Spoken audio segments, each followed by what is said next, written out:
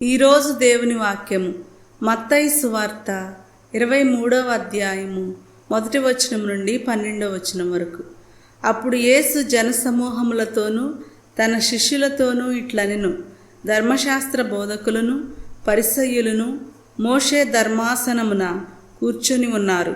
కాబట్టి వారి క్రియలను గాక వారి ఉపదేశములను అనుసరించి పాటింపుడు.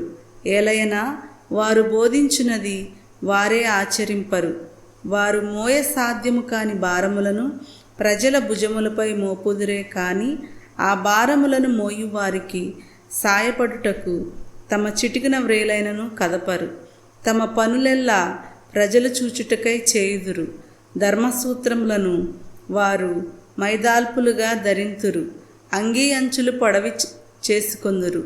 విందుల యందు అగ్రస్థానములను ప్రార్థనా మందిరముల యందు ప్రధానాసనములను కాంక్షింతురు.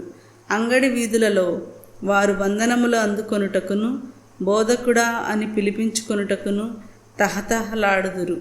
మీరు బోధకులు అని పిలిపించుకొనవలదు.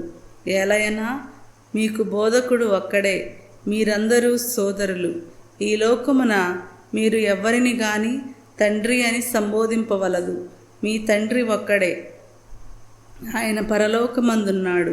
మీరు గురువులు అని పిలిపించుకొనవలదు.